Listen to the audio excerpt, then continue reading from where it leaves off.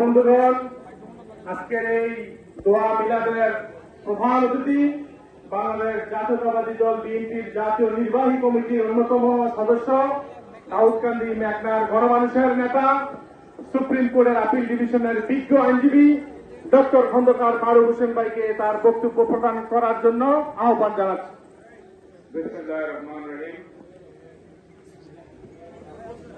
বিএনপির সাবেক চেয়ারপারসন, সাবেক তিনবারের প্রধানমন্ত্রী মরহুমা দেশনেত্রী বেগম খালেদা জিয়ার ৮২তম জন্মদিন উপলক্ষে দাউদকান্দি উপজেলা, দাউদকান্দি পৌর ও অঙ্গ সংগঠন কর্তৃক আয়োজিত এই মিলাদ মাহফিলের উপস্থিত সভাপতি, বিশেষ অতিথিবৃন্দ, উপস্থিত বিভিন্ন অঙ্গ সংগঠন, ইউনিয়ন এবং পৌরসভার নেতৃবৃন্দ, উপস্থিত মুরব্বীগণ, মা বোনেরা, আসসালামু আলাইকুম। অনেক বক্তব্য হয়েছে দীর্ঘক্ষণ, তাই আসলে আমিও যদি অনেকক্ষণ বক্তব্য রাখি তাহলে আপনাদের ধৈর্যের ত্রুটি হবে। আপনারা আজকে যে অনুষ্ঠানে এসেছেন সেটি হচ্ছে আমাদের নেত্রী বেগম খালেদা জিয়ার জন্মদিন। আমরা গত 17 বছর এই জন্মদিন পালন করতে পারি নাই। খুনি হাসিনার প্রেতাত্মারা আমাদেরকে বেগম খালেদা জিয়ার জন্মদিন সহ আমাদের দলে যত বিভিন্ন গুরুত্বপূর্ণ দিন রয়েছে এগুলা সেই ফেসিস্টরা পালন করতে দেয় নাই। আজকে আমরা পালন করছি এবং শুধু আমরা না, সারা বাংলাদেশে পালন হচ্ছে। এখন আমি যখন বক্তব্য রাখছি তখন ঢাকায় আমাদের দলের চেয়ারম্যান মাননীয় প্রধানমন্ত্রী জনাব তারেক রহমান বেগম খালেদা জিয়ার জন্মদিন উপলক্ষে একটি প্রোগ্রামে বক্তব্য রাখছেন। বেগম খালেদা জিয়া নিয়ে বক্তব্য দিতে গেলে আরো ৩-৪ ঘন্টা সারাদিন লাগতে পারে। তিনি এমন এক ব্যক্তি, শহীদ জিয়াউর রহমানকে হত্যা করার পরে যখন অনেকে বলেছিল শহীদ জিয়া নাই, জিয়াউর রহমান নাই, বিএনপি ধ্বংস হয়ে যাবে, সেইখান থেকে একজন গৃহবধূ যার 2 সন্তান ছিল, কিশোর বর্তমান প্রধানমন্ত্রী তারেক রহমান এবং মরহুম আরাফাত রহমান কোকো, 2 কিশোর সন্তান নিয়ে মায়ের যে দায়িত্ব, পরিবারের যে দায়িত্ব, সেই দায়িত্বই পালন করছিলেন। কিন্তু দলের প্রয়োজনে, দেশের প্রয়োজনে তিনি এই দলের দায়িত্ব গ্রহণ করেন। 1982 সালের 24শে মার্চ তৎকালীন সেনাপ্রধান হোসেন মোহাম্মদ এরশাদ একটি নির্বাচিত সরকারকে অবৈধভাবে উৎখাত করে দেশে মার্শাল ল ঘোষণা করেন। কোন রাজনীতি করার সুযোগ ছিল না। সেই পরিবেশে 83 সালে তিনি প্রথমে বিএনপির সদস্য, পরবর্তীতে ভাইস চেয়ারম্যান এবং 84 সালে দলের চেয়ারপারসনের দায়িত্ব নেন। আমার বাবা তখন বিএনপির ছাত্র বিষয়ক সম্পাদক, তৎকালীন মহাসচিব ডাক্তার এ.কে.এম. ফজলুল্লাহ চৌধুরীর নেতৃত্বে যারা শহীদ প্রেসিডেন্ট জিয়াউর রহমানের সঠিক নেতৃত্ব, তার আদর্শে বিশ্বাসী ছিল, তারা দেশনেত্রী বেগম খালেদা জিয়াকে ঘর থেকে আমন্ত্রণ জানিয়ে রাজপথে নেতৃত্বের সুযোগ করে দেন। এই নেত্রী 90 গণ-অভ্যুত্থানের মাধ্যমে যে স্বৈরাচার এরশাদের পতন হয়, এই পতনের মাধ্যমে তিনি আপসহীন নেত্রী, দেশ ও নেত্রীতে পরিণত হন। 86 সালে যখন শেখ হাসিনা নিজে জাতীয় বেঈমান ঘোষণা করে এরশাদের সাথে নির্বাচনে গেলেন, তখনই কিন্তু দেশনেত্রী বেগম খালেদা জিয়াকে আপসহীন নেত্রী হিসাবে এদেশের লক্ষ কোটি জনতা তাকে বরণ করে নেয়। 91 সেই 27শে ফেব্রুয়ারির নির্বাচনে এদেশের মানুষ দেশনেত্রী বেগম খালেদা জিয়াকে নির্বাচিত করেন। এই এলাকায় প্রথম ডক্টর খন্দকার মোশাররফ হোসেন সাহেব আপনাদের ভোটে নির্বাচিত হন। বিএনপি ক্ষমতায় আছে। তিনি প্রথম মহিলা প্রধানমন্ত্রী যিনি এদেশের মানুষের উন্নয়নে, কল্যাণে 91-96-তে কাজ করেছেন। তিনি বাংলাদেশে সংসদীয় গণতন্ত্র প্রবর্তন করেন। তিনি প্রথম ব্যক্তি যিনি বাংলাদেশে তত্ত্বাবধায়ক সরকার প্রতিষ্ঠা করেন। তার নেতৃত্বে বিএনপি অত্যন্ত শক্তিশালীভাবে দেশ চালায় বলে বিদেশে জাতিসংঘে বাংলাদেশকে বলা হয়েছিল the emerging tiger of Asia. সেই বেগম খালেদা জিয়া এদেশে গণতন্ত্র, আইনের শাসন, বিচার বিভাগের স্বাধীনতা প্রতিষ্ঠা করেন। বেগম খালেদা জিয়াই সেই ব্যক্তি যার নেতৃত্বে এখন পর্যন্ত বাংলাদেশের ইতিহাসে সবচেয়ে বড় বিরোধী দল 120টা আসন নিয়ে 96-2001 এই পার্লামেন্টে ছিলেন। আমার বাবা এমপি ছিলেন আপনাদের ভোটে। 2001-2006 আবার জনগণের ভোটে 2/3 আসন নিয়ে তিনি আবার প্রধানমন্ত্রী হন। আমার বাবা স্বাস্থ্যমন্ত্রী হয়ে এই এলাকার উন্নয়ন করেছেন। এই যে প্লাবন ভূমিতে মৎস্য চাষ, আমাদের যে দাউদকান্দি মডেল, দেশ নেত্রী বেগম খালেদা জিয়া এসে উদ্বোধন করেন, নিজে পোনা ছাড়েন। আমাদের সাবেক অর্থমন্ত্রী সাইফুর রহমান সহ সকল গণ্যমান্য ব্যক্তি তারা এখানে এসেছে।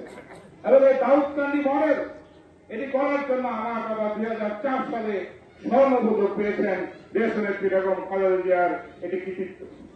আপনারা জেনে খুশি হবেন, এই দাউদকান্দি মডেল নিয়ে যেটা ডক্টর খন্দকার মোশাররফ হোসেন সাহেব উদ্ভাবন করেছিলেন, বই লিখেছিলেন, এতে নিয়ে হার্ভার্ড, জাপান এবং বিভিন্ন ইউনিভার্সিটিতে পিএইচডি থিসিস করা হয়েছে।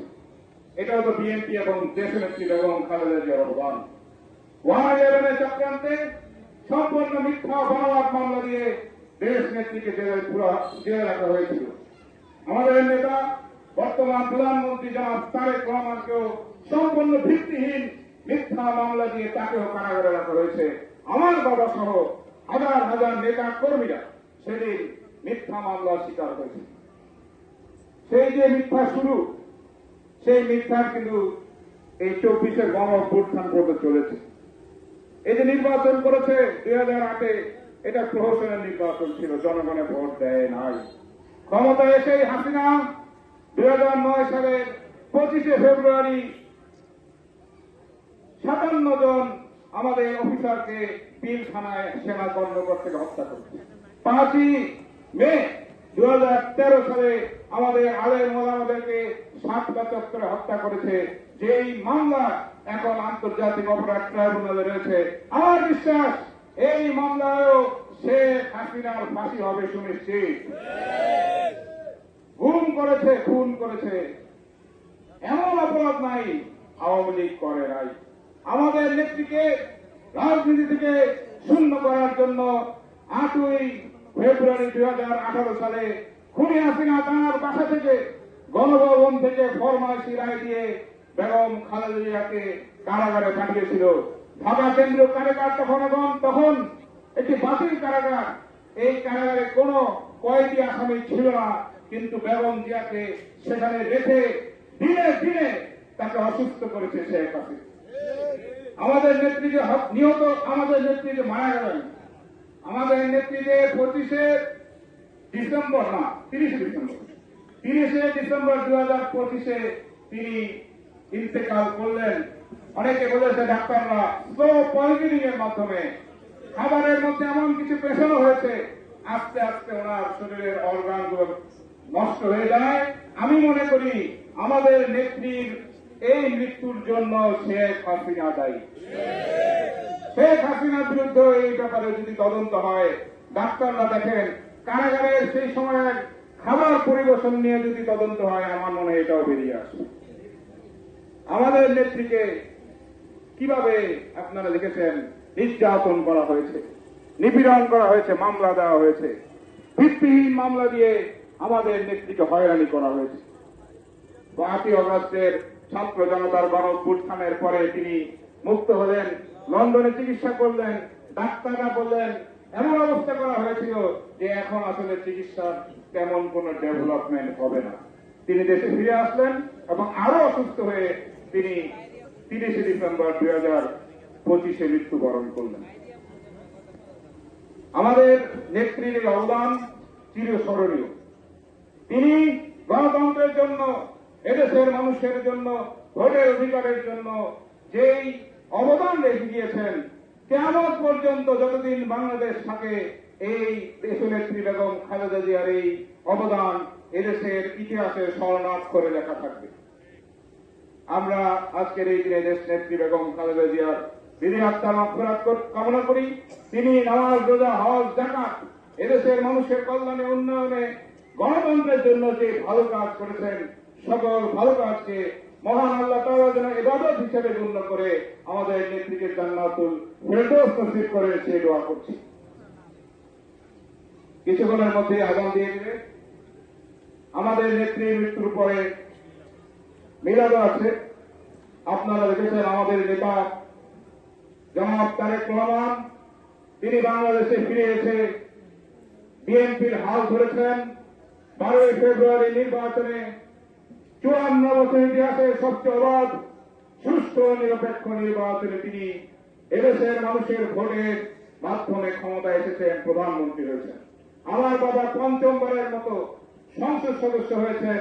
দাউদকান্দির ইতিহাসে পঞ্চমবার এমপি হওয়ার ইতিহাস আর কারো নাই।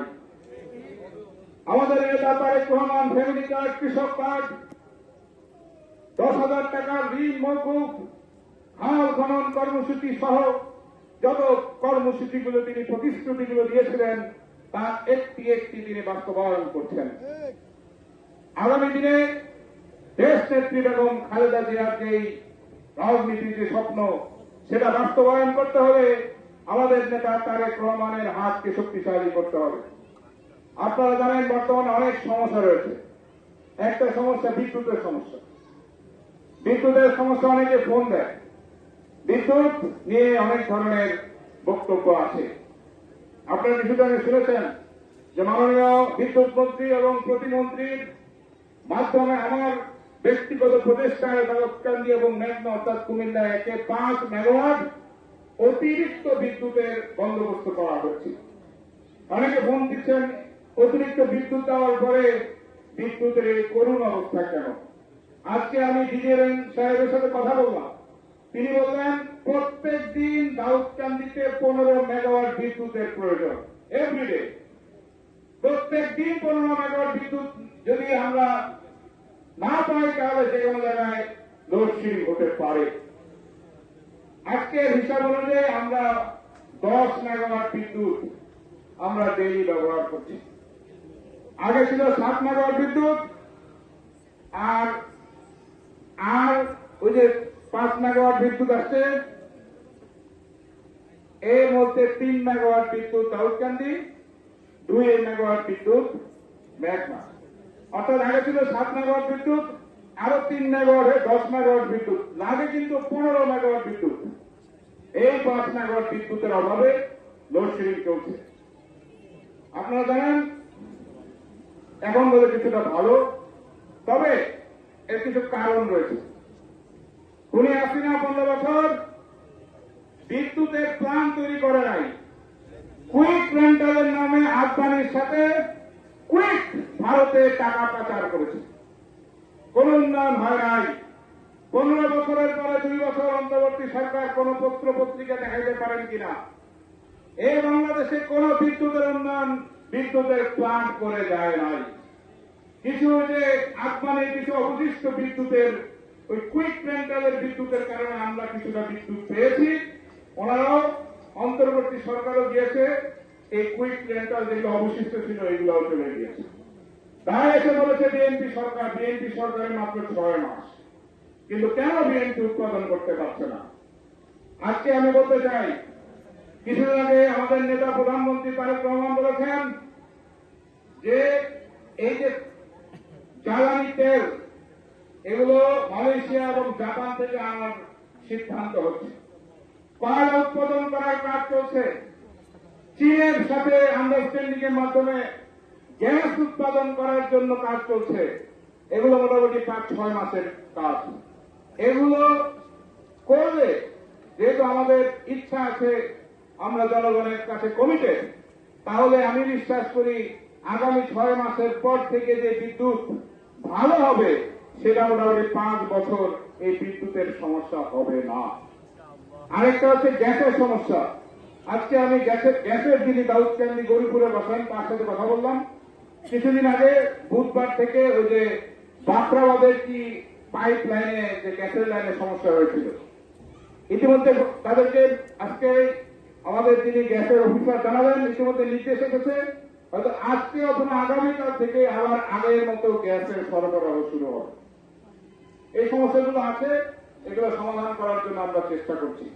আর দীর্ঘ বক্তব্য দেব না, শুধু একটি কথাই বলি, বেগম খালেদা জিয়ার যে স্বার্থ, তিনি যে জনগণের নেত্রী, তিনি যে একজন রাষ্ট্রনায়ক ছিলেন, তার প্রমাণ হচ্ছে সেই মানিক মে এভিনিউতে যেমন শহীদ প্রেসিডেন্ট জিয়াউর রহমানের সেই জানাজা দেখেছিলাম, আমরা সে সময় জন্ম না হওয়ার কারণে উপস্থিত হতে পারি নাই, কিন্তু সেই জানাজা, দেশ নেত্রীর জানাজা দেখে এত বড় জানাজা আমার মনে হয় বাংলাদেশ নয় পৃথিবীর কোথাও হয়েছে কিনা সন্দেহ। এই জানাজায় প্রমাণ করে যে বেগম খালেদা জিয়া হচ্ছে এদেশের 18 কোটি মানুষের হৃদয়ের মণিকোঠায় তিনি ছিলেন, তিনি থাকবেন। এই বাংলাদেশ যতদিন থাকবে, বেগম খালেদা জিয়ার স্মৃতি ততদিন থাকবে ইনশাআল্লাহ। আল্লাহ হাফেজ। বাংলাদেশ জিন্দাবাদ, বাংলাদেশ জাতীয়তাবাদী দল জিন্দাবাদ। শহীদ প্রেসিডেন্ট জিয়াউর রহমান, দেশ নেত্রী বেগম খালেদা জিয়ার স্মৃতি অমর হোক। গণপ্রজাতন্ত্রী বাংলাদেশ সরকারের মাননীয় প্রধানমন্ত্রী জনাব তারেক রহমান জিন্দাবাদ। বীর মুক্তিযোদ্ধা ডক্টর খন্দকার মোশাররফ হোসেন জিন্দাবাদ। এখন আমাদের দোয়া পরিচালনা হবে, মিলাদ হবে, দোয়া হবে। মিলাদ এবং দোয়ার মধ্যে আপনাদের জন্য যে সামান্য তদারকের ব্যবস্থা আছে, আমাদের স্বেচ্ছাসেবক ভাইদের দ্রুত দেওয়ার জন্য বলবো। আরেকটা কথা বলে যে আগামী 1 সেপ্টেম্বর বাংলাদেশ জাতীয়তাবাদী দলের প্রতিষ্ঠাবার্ষিকী, এই প্রতিষ্ঠাবার্ষিকী পালন করার জন্য দাউদকান্দি উপজেলা এবং পৌর বিএনপিকে অঙ্গ সংগঠনকে সভা করে, প্রস্তুতি সভা করে আগামী দিনের 1 সেপ্টেম্বরে, যেহেতু আমরা ক্ষমতায় জনগণের ভোটে উৎসাহ উদ্দীপনার মাধ্যমে এই দিবস পালন করার আহ্বান জানাচ্ছি। আসসালামু আলাইকুম।